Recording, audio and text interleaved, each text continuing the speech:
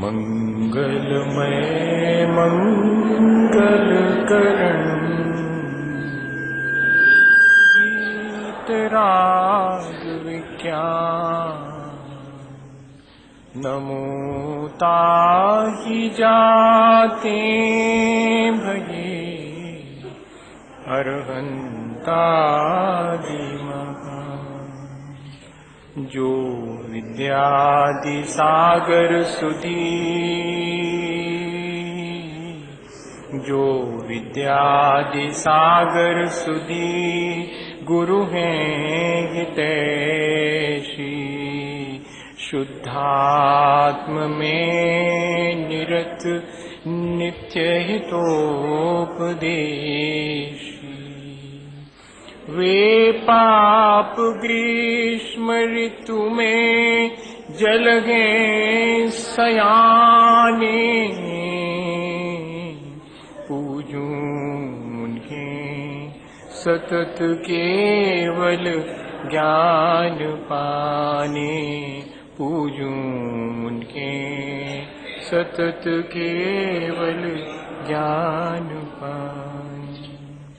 बोले भगवान महावीर स्वामी की, आचार्य कुंद कुंद स्वामी की, आचार्य गुरुवर विद्यासागर मुनि महाराज।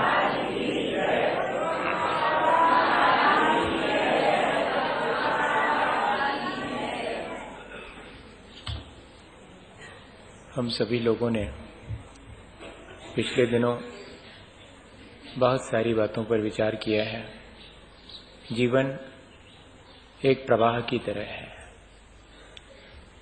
और उस प्रवाह में कोई ज्ञानी की तरह पैदा होता है, कोई अज्ञानी की तरह पैदा होता है, कोई धनवान और कोई दरिद्र होता है।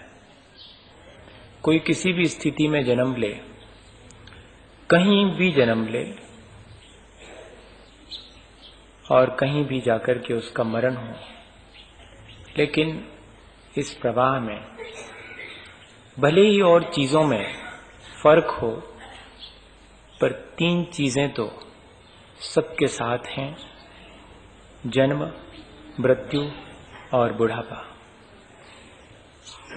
ये तीनों चीजें सबके जीवन में, भले ही कोई छोटा हो, कोई बड़ा हो, कोई दरिद्र हो, कोई धनवान हो, किसी के पास बुद्धि बहुत हो और किसी के पास बुद्धि न हो, इन चीजों में फर्क हो सकता है, लेकिन जन्म सबको लेना पड़ा है, मरण भी सबको करना पड़ेगा और बीच में बुढ़ापे से भी गुजरना पड़ेगा।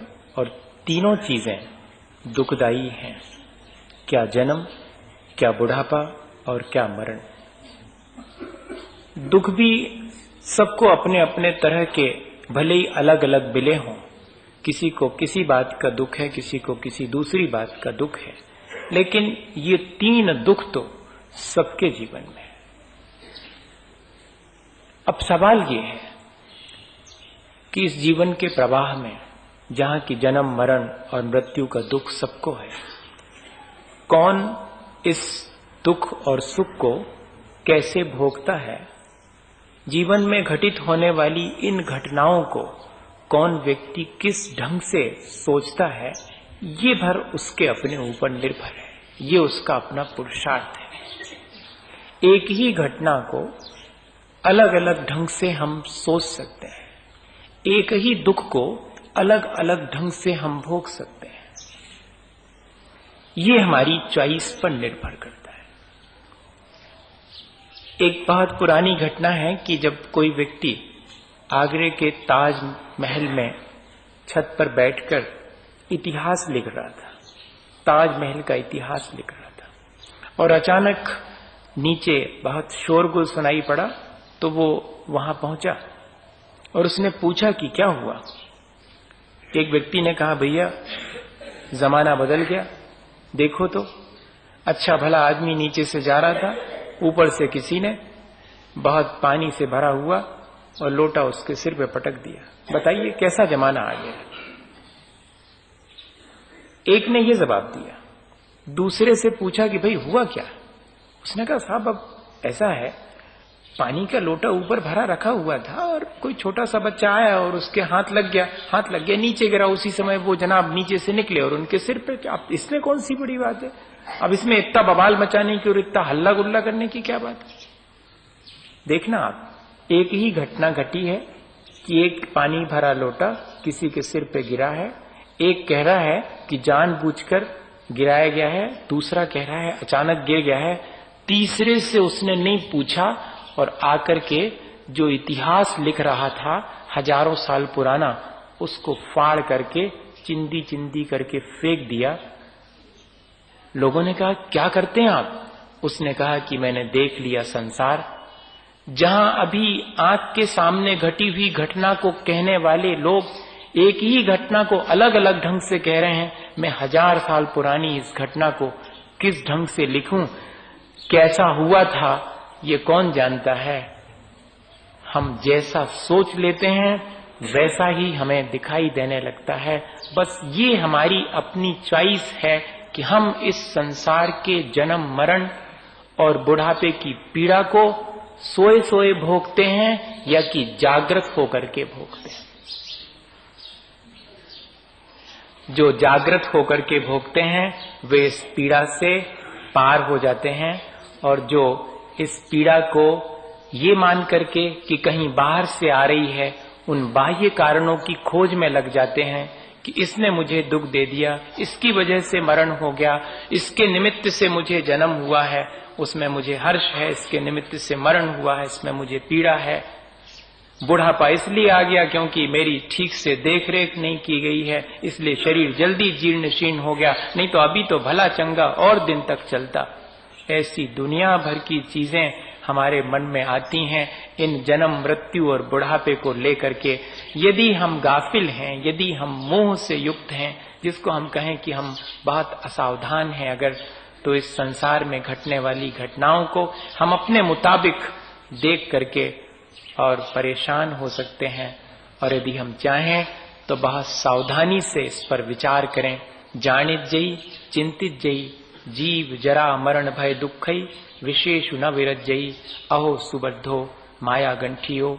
ये मोह की मिथ्यात्व की ग्रंथि इतनी प्रबल है कि यह जीव जानता है, विचार भी करता है कि यहाँ जन्म जरा और मृत्यु की पीड़ा के अलावा मुझे कुछ नहीं मिला, इसके बावजूद भी संसार से विरक्त नहीं हो पाता। ये इतनी अधिक गहरी गाफिलता है। हम चाहें तो इस असावधानी से बच सकते हैं, हम चाहें तो बहुत सावधान होकर के अपना जीवन जी सकते हैं। हम इस जन्म मृत्यु के खेल से पार हो सकते हैं। ये हमारे ऊपर निर्भर करता है। ये खेल हम खेल रहे हैं, स्वयं अपने परिणामों से खेल रहे हैं, इस तरफ ध्यान नहीं जाता हमारा। बाकी सब चीजों में ध्यान है। अगर ज्ञान कम है तो ज्ञान हासिल करने में लगे हैं, धन कम है तो धन की कोशिश में लगे हुए हैं, और जितनी चीजों की कमी वेशी महसूस होती है उन सब के लिए हम बहुत एफर्ट कर रहे हैं। उन सब में हम देखते हैं कि कितना अंतर है, लेकिन एक चीज नहीं देखते हैं जिसमें सब समान है। कोई कैसा भी क्यों ना हो, उसे जन्म मरण और बुढ़ापा भोगना ही पड़ेगा। उस सब की पीड़ा सबके जिम्मे बराबर बराबर आई है। बाकी चीजों में अंतर हो सकता है, इन तीनों चीजों में तो। और ये तीनों चीजें कौन किस तरह से अपने जीवन में सावधानी पूर्वक लेता है या सावधानी पूर्वक, ये उस पर निर्भर है। एक समुद्र के किनारे वर्षों से एक व्यक्ति और बैठा लोगों से पैसे मांगता था, और लोग उसके सामने कई बार 100-100 रुपए रख देते थे। लेकिन उसके साथ मजा ये था कि वो इस तरह करता था बच्चों जैसा कि बस सिक्के उठाता था, पैसे भर उठाता था, 5 पैसे, 10 पैसे, 8 आने पैसे, 1 रुपए नहीं उठाता था। 100 रुपए तो छोड़ो, 1 रुपए भी नहीं उठाता था, बस सिक्के उठाता था। तो लोग बड़ा मजा लेते थे। लोग आकर के उसके सामने ढेर सारे रुपए रख देते थे, वो छूता ही नहीं था। सिक्के रखते थे तो सिक्के ले लेता था। लोग सोचते थे पागल है, अकल नहीं है इसको, अरे इतने रुपए दे रहे हैं, कुछ भी नहीं ले रहा, बस सिक्के सिक्के लेता था। एक व्यक्ति ने जब थोड़ा खाली हुआ, भीड़ कम थी, तो उससे पूछा कि क्यों, मैं 20 बरस से तुम्हें लगातार देख रहा हूं, तुम्हें इतनी बुद्धि नहीं है, तुम सिक्के सिक्के उठाते हो 2 4 10 ठो, अरे लोग 100 रुपए रख रहे हैं तो तुम उठा क्यों नहीं लेते? बोले सुनो, मैं गैर बुद्धिमान नहीं हूं, लेकिन मैं इस खेल को चलने देना चाहता हूं। जिस दिन रुपए उठा लूंगा ये खेल खत्म हो जाएगा, ये खेल खत्म हो जाएगा। जिस दिन मैं रुपए उठा लूंगा उस दिन लोगों को मालूम पड़ जाएगा। अभी तो लोगों को ये मालूम है कि बिल्कुल बुद्धू आदमी है, बिल्कुल पागल आदमी है, इसके सामने कितने ही भी रखो ये तो सिर्फ सिक्के उठाता है।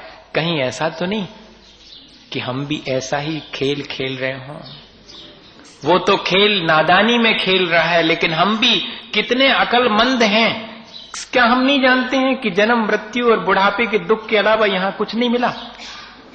जैसे कि वो भी जानता है, ऐसे ही हम भी बुद्धिमान हैं, सब जानते हैं, कौन नहीं जानता। लेकिन इसके बाद भी इस जन्म मृत्यु और बुढ़ापे के खेल में हम शामिल हैं, अज्ञानी बन करके शामिल हैं।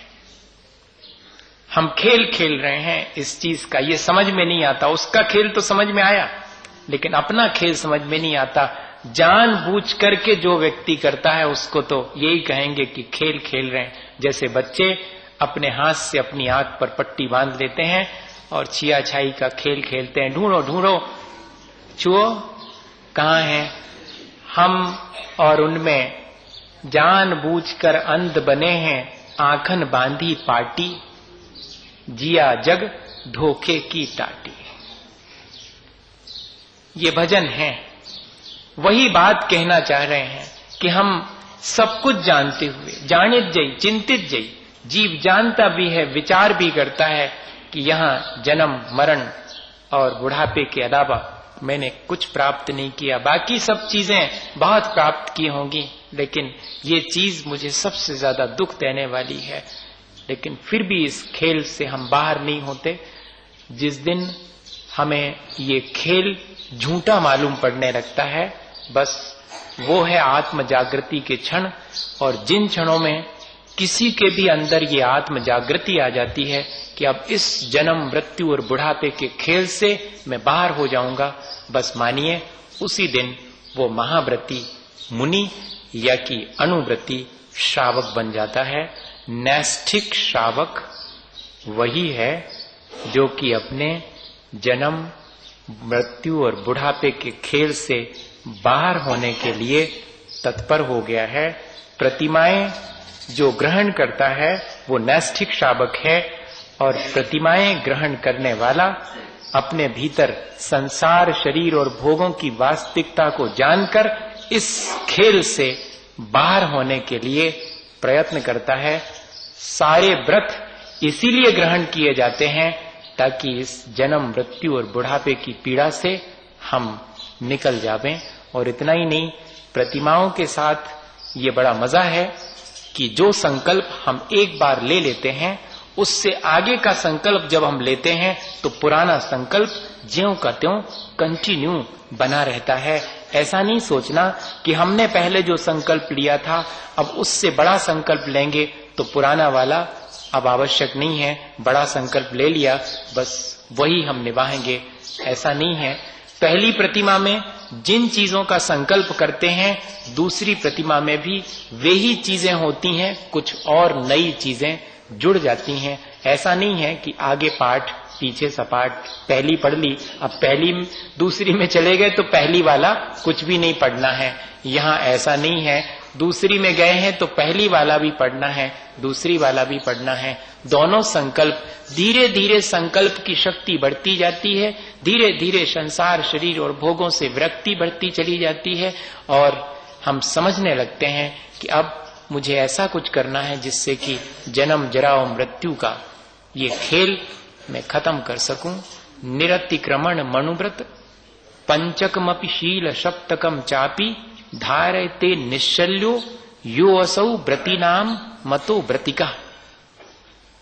आचार्य समंतभद्र स्वामी ने दूसरी व्रत प्रतिमा के बारे में लिखा है कि जो 5 अणुव्रतों का और उसके साथ 7 शील व्रतों का निरतिचार निर्दोष रूप से पालन करता है और निश्चल होता है, वो व्रती है।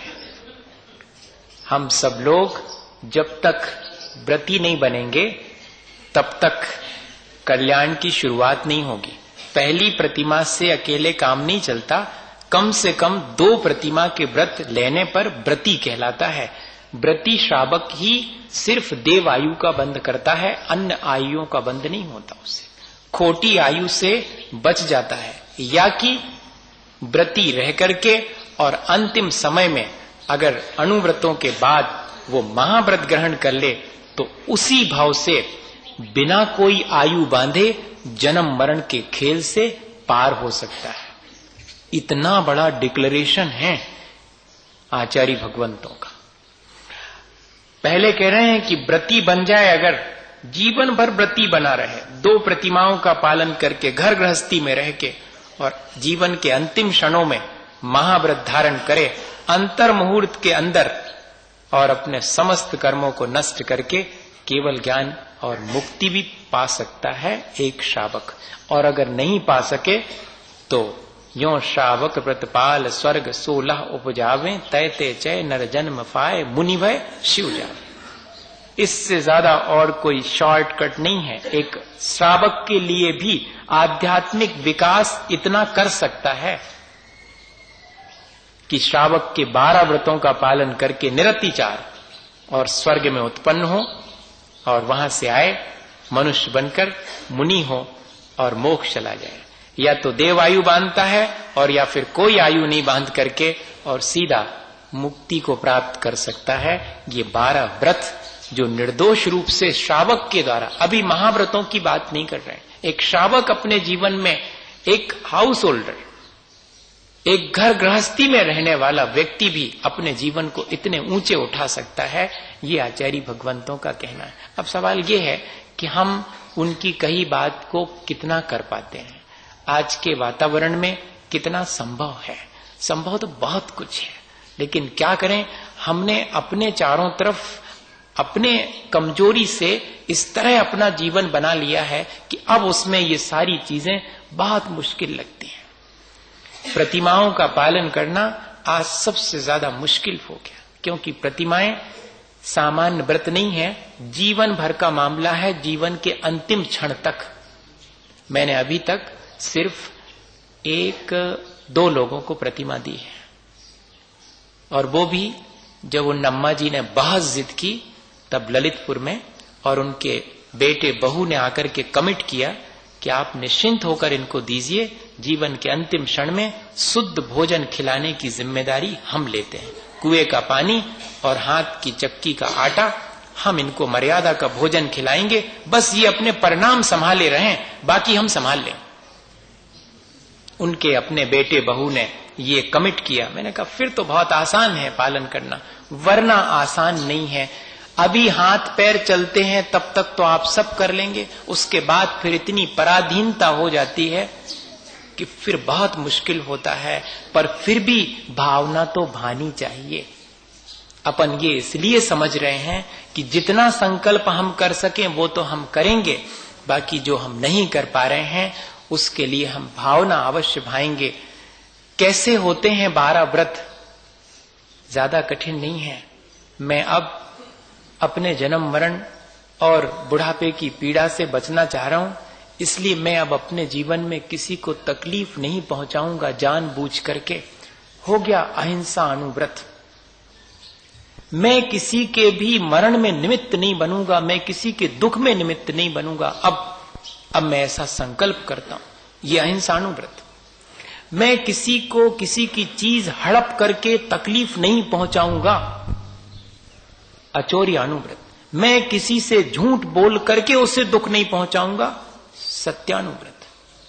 बताइएगा, सब में वही चीज है।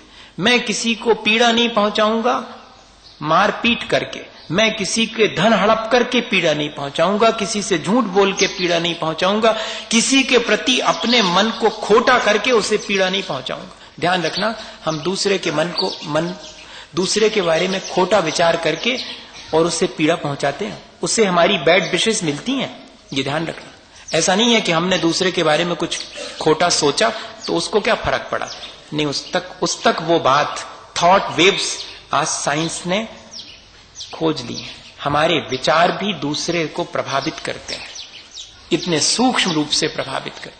तो दूसरे के बारे में बुरा नहीं सोचूंगा, दृष्टि बुरी नहीं करूंगा, ब्रह्मचर्य अनुव्रत, मैं इतनी चीजें संचित करके नहीं रखूंगा कि दूसरे का हक छिन जाए। जब जब भी हम अपनी आवश्यकता से ज्यादा चीजें इकट्ठी करके रखते हैं, मानिए हम दूसरे का शोषण कर रहे हैं, उसका हक छीन रहे हैं।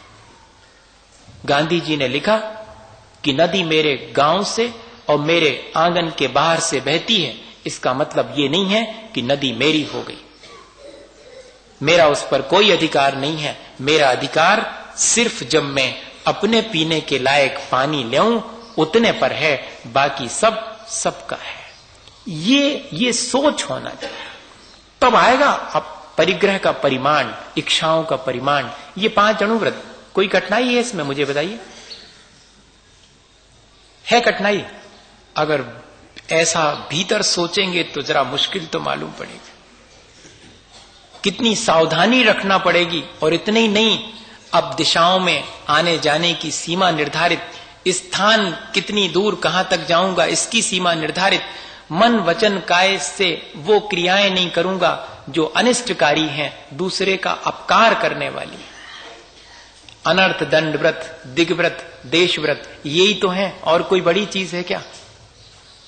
अब मैं निरंतर अपने परिणाम संभालने के लिए सुबह दोपहर शाम पंच परमेष्ठी का स्मरण करने बैठूंगा, आत्मा का चिंतन करूंगा, पर पदार्थों से मैं अब थोड़ी थोड़ी देर के लिए दूर रहने का अभ्यास करूंगा, सामायिक।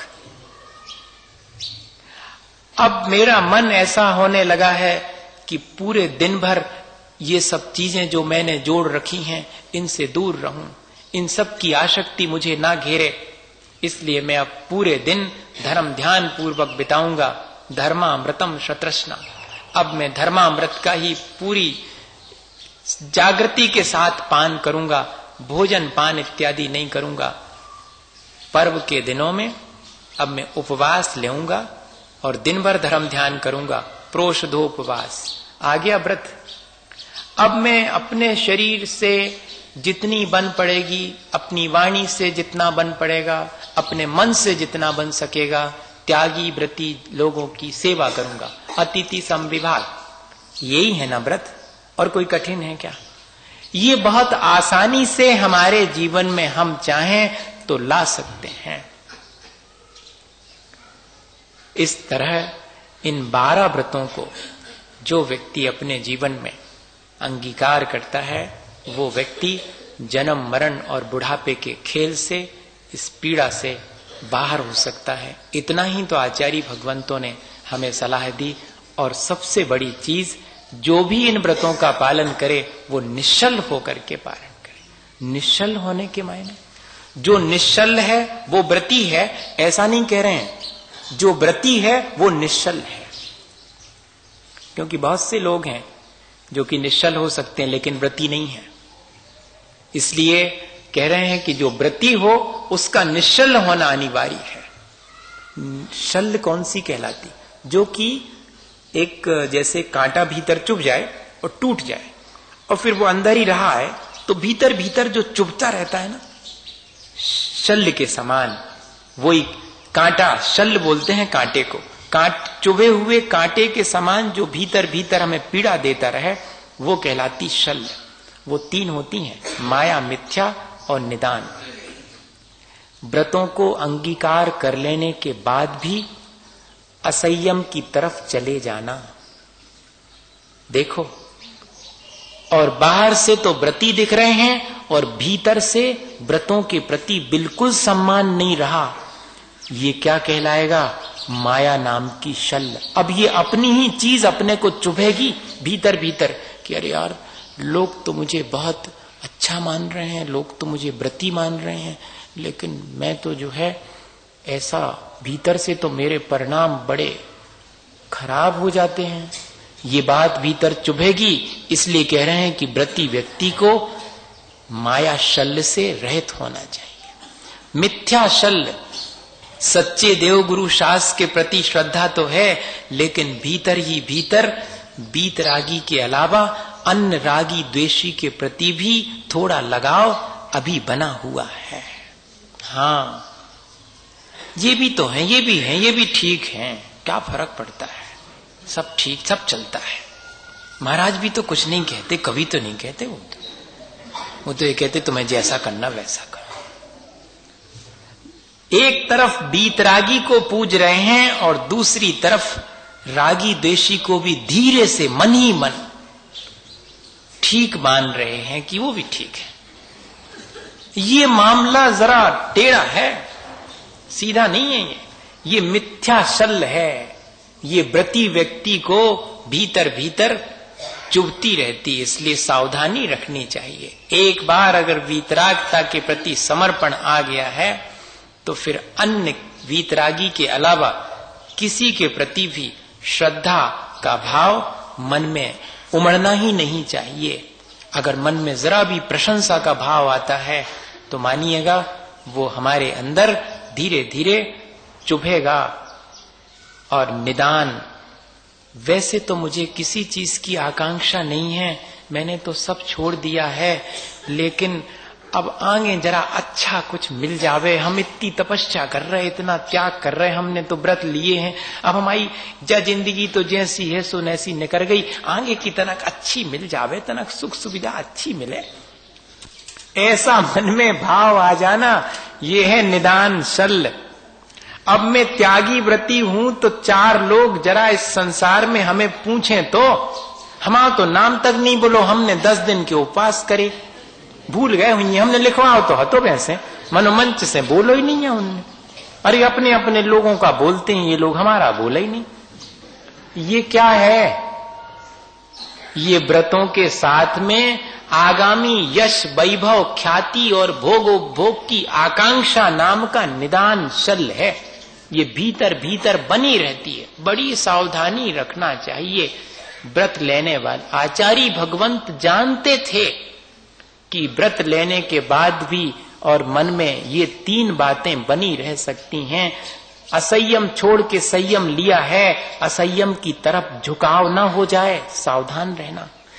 राग द्वेष को छोड़ करके वीतरागी की तरफ श्रद्धान किया है, फिर से कहीं बीतराग भेंट्यो अबे मेटो राग कुटे।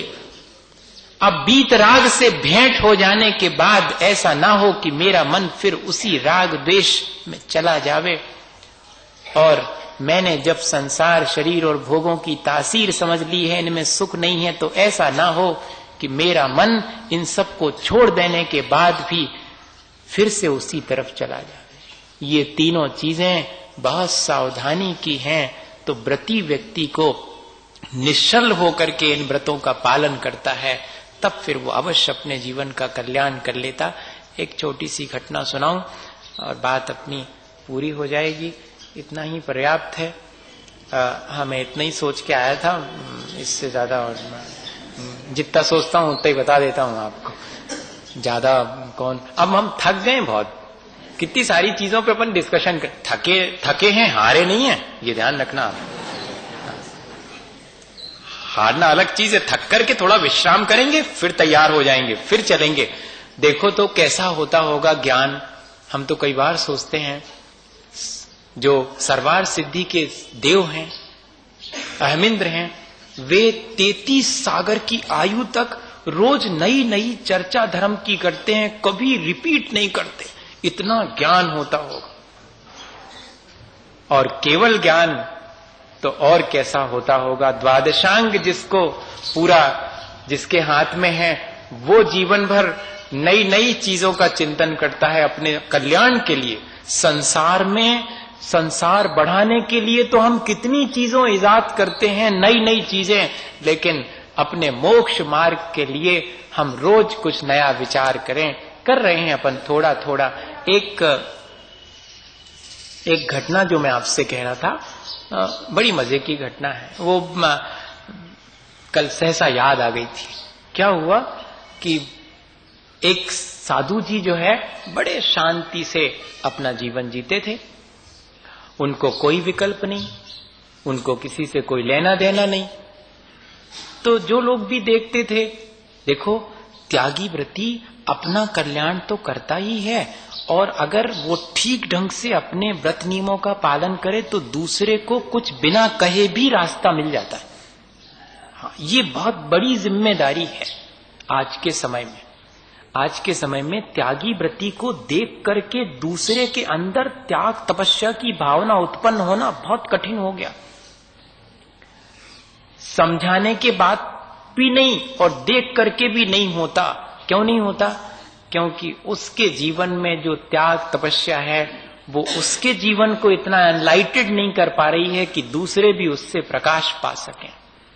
ये चीज धीरे धीरे, या तो पंचम काल का यही दोष कह लो कि अब पहले तो जरा सा दूसरे को व्रत नियम लेते, एक रात त्यागी व्रती को देख करके अपने मन में त्याग तपस्या करने का मन नहीं होगा, बल्कि उसकी हंसी उड़ाने का, उसका कहीं कोई फॉल्ट मालूम पड़ जाए, बस कहीं कोई चीज लूपोल कहीं मालूम पड़ जाए, एक आध चीज, फिर उसको एंटरटेन करेंगे, फिर मजा करेंगे उसका, खुद ऊंचे नहीं उठेंगे। ये काल दोष कह लो या कि हमारे उपादान की कमी कह लो।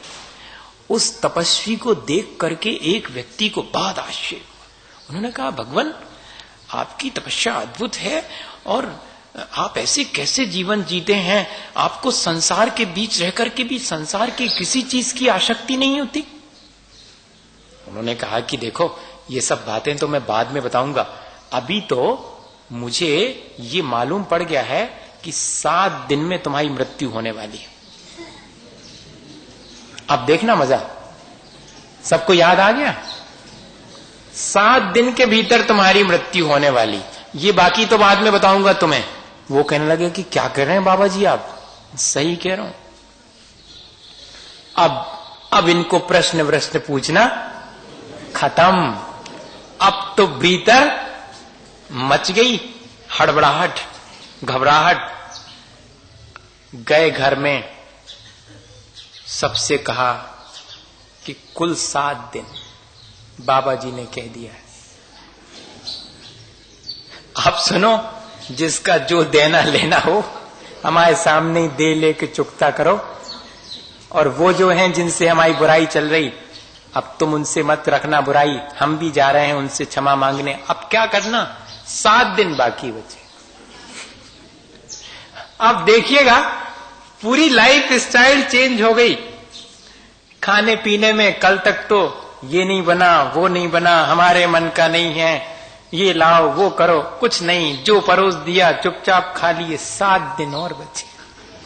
1 निकल गया, 2 निकल गए, बड़ी मुश्किल, जैसे तैसे 7 दिन बीते। बाबा जी के पास पहुंचे और कहा कि आप तो कह रहे थे कि 7 दिन में मर जाओगे, लेकिन मैं तो भला चंगा हूं, आपने अच्छा बुद्धू बनाया। तो उन्होंने कहा कि नहीं, 7 ही दिन में सब मरते हैं, 8वें दिन कोई नहीं मरता, 7 दिन ही हैं, 7 दिन में ही सब मरते हैं। कोई सोमवार को, कोई मंगलवार को, कोई बुधवार। 7 ही दिन है मरण के, इनमें से किसी न किसी दिन मरण होगा। और तुम वो जो हमसे पूछ रहे थे कि क्यों ऐसे संसार के बीच और प्रसन्नता पूर्वक, सावधानी पूर्वक आप रहते हैं, तो उसका उत्तर तुम्हें स्वयं मिल गया। मुझे बताओ 7 दिन तुम्हारे कैसे बीते? उसने कहा, किसी से कोई राग द्वेष नहीं रहा, कौन शत्रु कौन मित्र, क्या खाना क्या पीना, बस मैं तो ऐसे जिया हूं बहुत आराम से, शांति से, कि अब क्या करना, ज्यादा फैलाना नहीं, अब प्रपंच में नहीं पड़ना। अगर ऐसा ही अपने मन में आ जावे तो व्रत नियम घटित होना ज्यादा देर नहीं लगने वाली।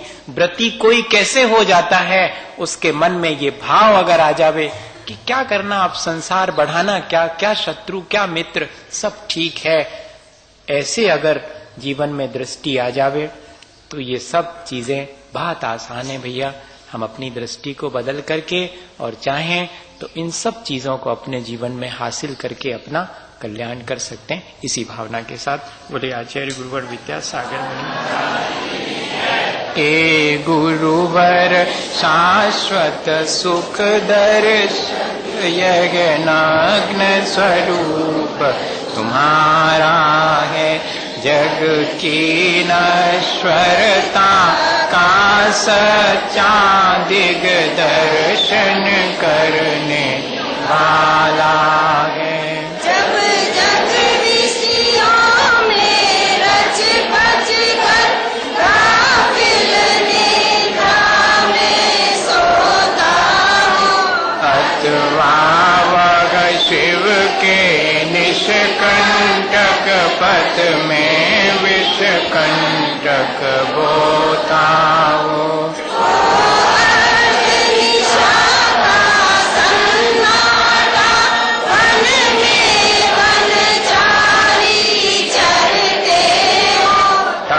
शांत निराकुल मानस तुम तत्वों का चिंतन करते हो। करते तब शैल नदी तट पर तरुतल वर्षा की झड़ियों में समता रस पान किया करते सुख दुख दोनों की घड़ियों में। अंतर ज्वाला भरती वाणी मानो जड़ती हो फूल जड़िया।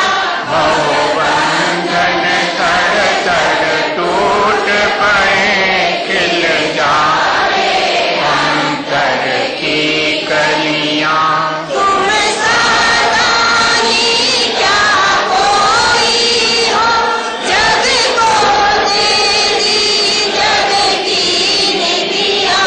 दिन रात लुटाया करते हो शम शम की अविनश्वर मणिया।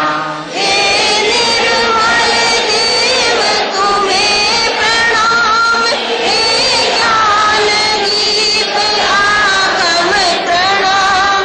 हे शांति त्याग के मूर्तिमान शिव पथ पंथी गुरुवर प्रणाम। विद्या तब नाचने को ज्ञान के प्रकाशने को आपा परभासने को अनुसी बखानी है। सहो द्रव्य जानवे को बंद विद्वानवे को सौ पर पिशानवे को परम प्रमाणी